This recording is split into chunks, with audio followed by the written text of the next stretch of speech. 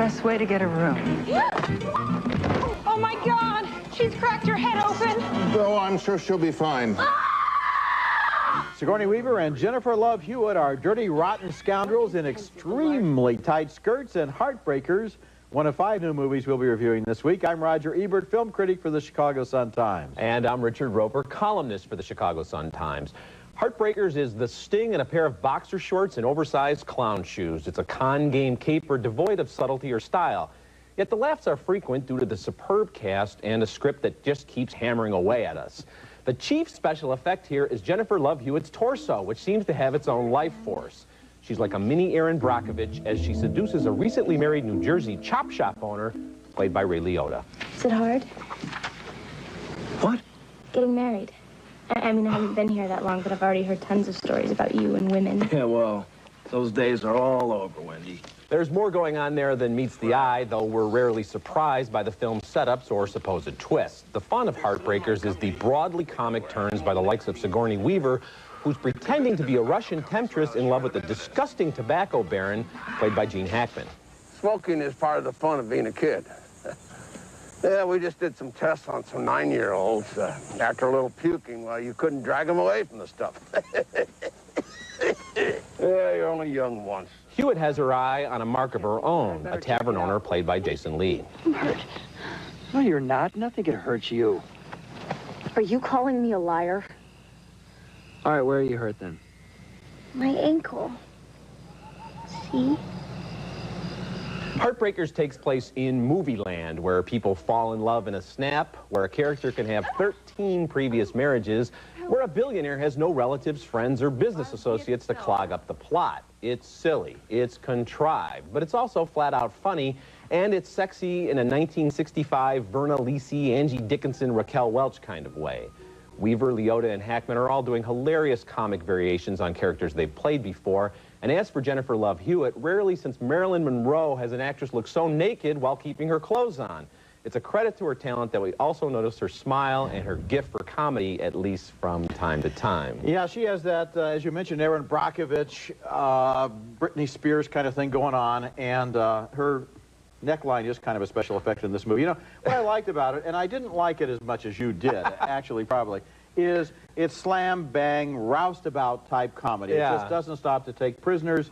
It just goes ahead and goes for... And if It's relentless. If a laugh doesn't work, it goes for the next laugh. And I like Gene Hackman, who was basically doing W.C. Fields.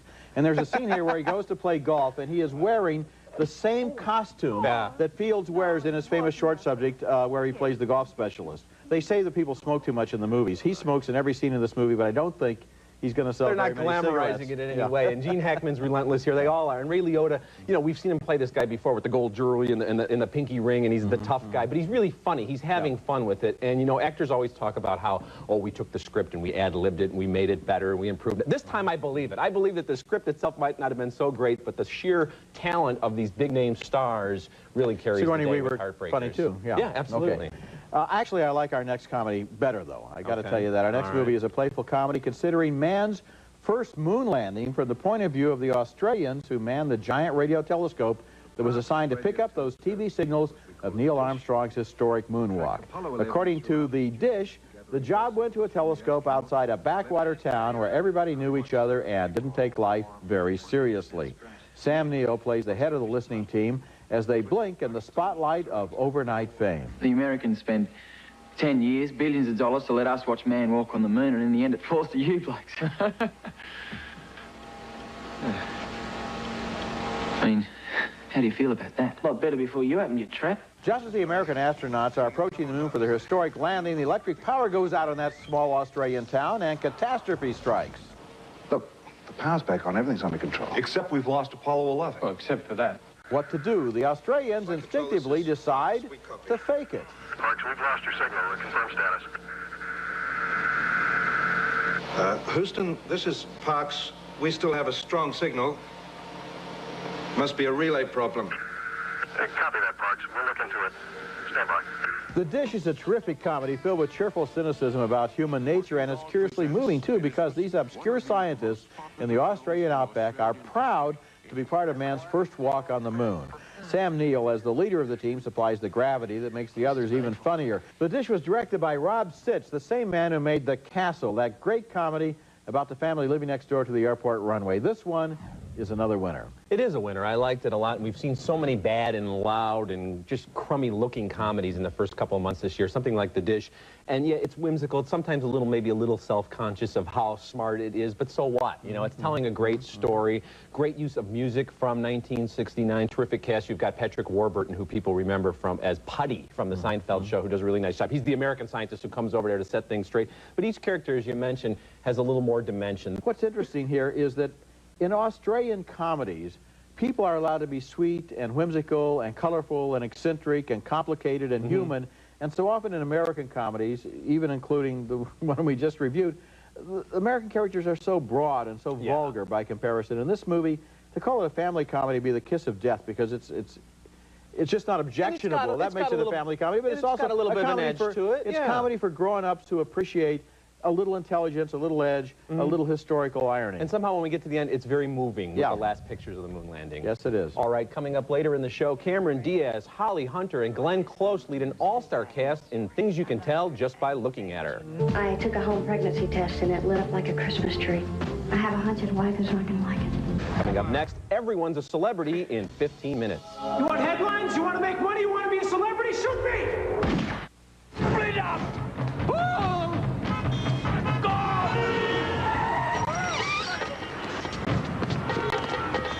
Robert De Niro and Edward Burns team up to hunt down a couple of crazy immigrants on a killing spree in 15 minutes, yet another movie that takes a sanctimonious tone about media violence while filling the screen with enough blood to overflow the New York City sewer system. De Niro plays a wily detective who's so famous he's on the cover of People magazine. Burns plays an arson investigator who arrives on the scene of a fire and, in time-honored star system tradition, immediately uncovers evidence that somehow eluded everyone else. What's he looking for? He's looking for a timer.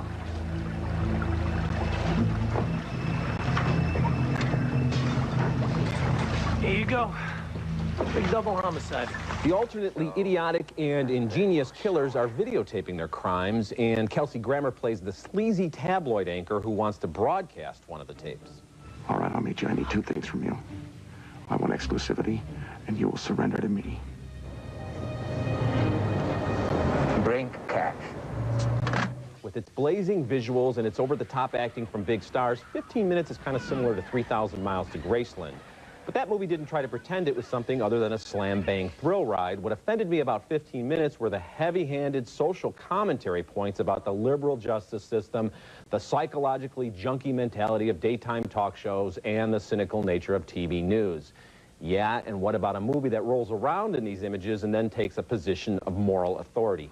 That, to me, is exploitation. Oh, come on, Richard. I liked it a lot more than you did. Have you ever heard of a backfire? Have you ever heard of a backfire where they start a forest fire in order to stop the other forest fire? That would be a defense of this movie. It's trying to do what it's attacking in order to show you how sleazy it is. And also, I love the irony of these two guys who come to America, one from Czechoslovakia, one from Russia, in search of the American dream. Now, in years past, the American dream meant something else. Today, it means I'm going to murder people on my digital camera, sell it to reality television for $1 million, then get off by copying a plea because I was temporarily insane. I mean, that's really kind of pointed, don't you agree? That's really kind of absurd. And these guys, they go from being these bumbling fools with hair-trigger tempers. I mean, the one guy's so crazy, I'm surprised he didn't just start killing people in the customs department. And then all of a sudden, they're experts on arson, and they get all this equipment, and they know how to hotwire all these buildings so they can blow up.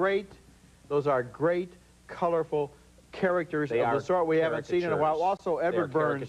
Of course, he's the guy who finds out there was a fire set. He's the fire investigator. No wonder the cops didn't figure it out. They're not fire investigators. He's got a scene in this movie that is so good where he helps that woman escape from that burning apartment. That scene is fabulous. I'll give you that scene. There were moments where it was exciting, but they're just so silly. And his motivations, the Edward Burns character, when he snaps, it makes no sense. It follows no logical pattern from what happened with his character. And Roger, you end up with the same kind of scenes we've seen a million times before, where the reporter's going to get punched out and everybody applauds for that, and the guy holding the girlfriend hostage, and then, of course, you know the other guy's going to aim the gun at the guy. How many times have you seen this before? You compared this movie to 3,000 Miles to Graceland. This movie is about something. It has a point of view. view, it wants to say something, and that's refreshing. I think this movie's really hypocritical. Coming up next, Cameron Diaz and Amy Brenneman are sisters with secrets and things you can tell just by looking at her. His daughter is blind.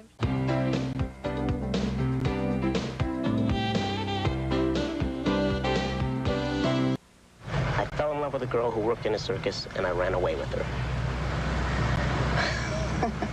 Wow. That's quite a story. Yeah, it's not all that exciting. I became a bookkeeper with that circus. Perhaps you thought I was a lion tamer? Kathy Baker and Danny Woodburn star and things you can tell just by looking at her in that scene. They're new neighbors, and they both sense a certain unexpected chemistry. This is one of the best films at Sundance a year ago, but it mysteriously never got theatrical distribution, and now it's playing all month on Showtime, and good for Showtime. It tells the bittersweet stories of 7 women and their problems with love and life. Cameron Diaz plays a blind woman. Amy Brenneman is her sister. I gotta get that lipstick that doesn't smear the glass when you drink. Is he taking you out to dinner as well? He wants to, but he's not ready for my table manners. His daughter is blind. I'm sure he's understanding. His daughter and a woman are not the same thing. In another story strand, Callista Flockhart looks at the cards and finds disturbing news for Glenn Close. You have a tendency to become quickly infatuated, and then you get embarrassed or depressed because things didn't turn out the way that you expected them to. You're a daydreamer. And you should be careful because you definitely have a tendency to set yourself up for falls. And a pregnant Holly Hunter asks her married lover, Gregory Hines, what she should do about the baby. I'm 6 weeks pregnant. What happened? I didn't have the diaphragm with me that time in Palm Springs. This is a lovely film, sad, lonely, funny, filled with a tenderness that people have for one another. There's a moment when Kathy Baker goes to tuck in her sleeping teenage son, and she smells his breath. And it's almost unbearably touching. The stories interlock. Characters turn up again. For example, Glenn Close is Holly Hunter's doctor, and Callista Flockhart turns up sharing memories with her dying lover, who's played by Valeria Golino. The writer and director is Rodrigo Garcia. This is his debut. He has a fantastic instinct for revealing moments, for crucial lines of dialogue, for little things that show you how people really feel. Things you can tell just by looking at her. Is a really special film. It's on Showtime all month. It kind of reminds me in a way of You Can Count on Me, with its pacing and the terrific acting, and I really like the way the stories interlock. My favorite stories involve Holly Hunter and Gregory Hines. You know, he's married to someone else, but their affair is almost like a marriage. He's got keys to her place, and they have a routine where she makes him dinner. And also Cameron Diaz and Amy Brenneman. Yeah, Cameron Diaz, you know, playing this blind woman who's got a real edge. And this movie does something I hadn't seen before. It shows how people react to having a blind person in their midst, even people who care about her. Yeah, I love the scene. Where they scene. can kind of roll their eyes at her and she doesn't know about it. I love the scene where the guy she dated last night is getting off an elevator as she gets on, and he doesn't speak to her because he knows she can't see him, but she senses his scent. She smells him in the elevator, and she knows that he deceived her. She knows something about that guy now. Yeah, what a that's great very moment. important to her. And the relationship she has with her sister, because in a way, she's the dominant one, and the other sister is kind of waiting on her and doesn't really have a life of her own and tries to fool her on another occasion as to who she's meeting to go out with. Yeah, they actually, you know, they exploit her blindness even though they care about her. We don't usually see that in a movie. It's a lot of really good moments like that in this film. Okay, our next movie is Me, You, Them, a family comedy based on a true story of a woman who lived with 3 husbands under one roof. Regina Casa stars as Darlene, the big-boned mother of all Earth mothers who acquires 3 husbands and 4 babies, yet still finds enough time to work back-breaking shifts in the rocky fields of northeast Brazil. Darlene already has 1 baby when she receives a decidedly unromantic proposal from husband number 1, a nasty cuss named Osias, played by Lima Duarte. Construa mais ligeiro. Se for do seu agrado, a casa é sua. De minha parte, o acordo está feito. Qual vai ser a resposta? Resposta do quê? Não gostaste da casa? Tu casa comigo e eu mesmo que se a casa for sua. Osias spends nearly every sleeping and waking minute in his hammock listening to the radio or bitching at Darlene. He hardly seems to care when Darlene gives birth to a baby that obviously isn't his, or when his mild-mannered cousin takes up with Darlene.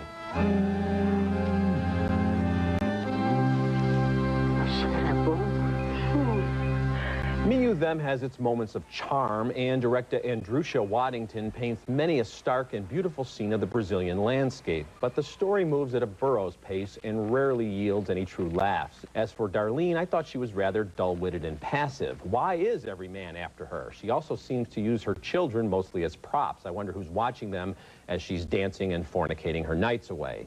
Neither of them certainly isn't a painful film, but there's not enough here for me to recommend it. I don't think you really represent it very fairly. I mean, this is not supposed to be a comedy.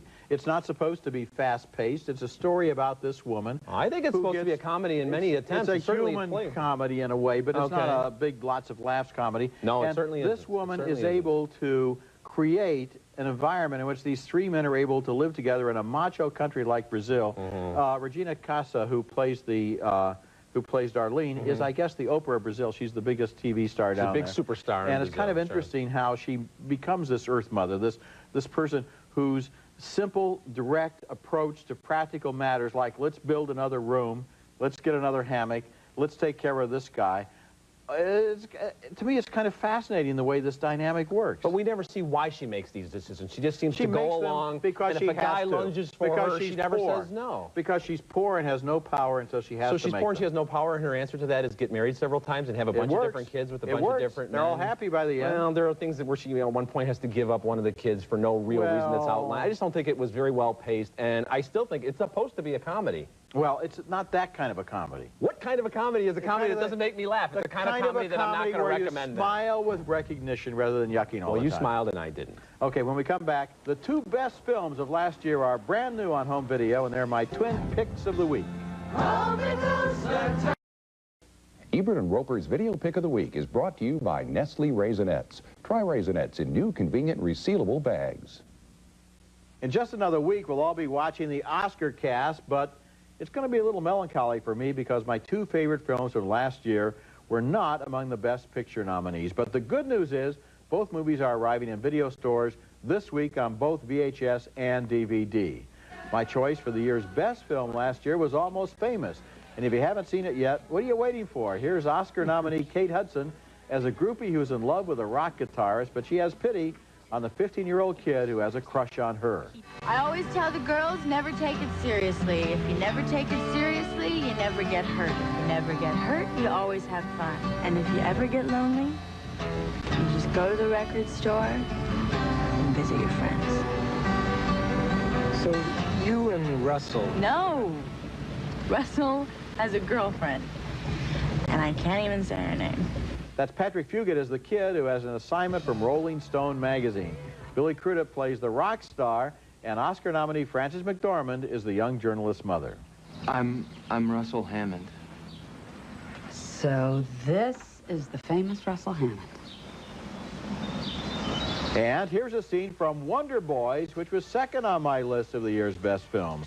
Can anyone tell me why Michael Douglas didn't get a Best Actor nomination? This is one of the best performances in his career as an English professor who's lost in a fog both personally, professionally, and pharmaceutically. It started out as a small book. Probably about 250, 300 pages.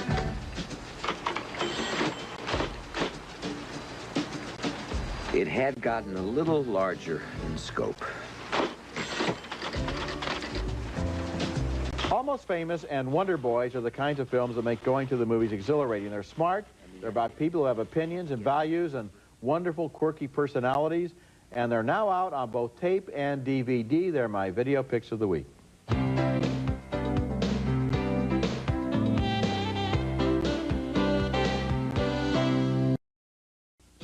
Now, there's a new pup in town. I want to be wild and free. You won't last 5 minutes out here. What a blast! Woohoo! I'm a junkyard dog! Get over yourself, house pet. That's my boy. Disney's Lady and the Tramp 2, rated G, now on video and Disney DVD.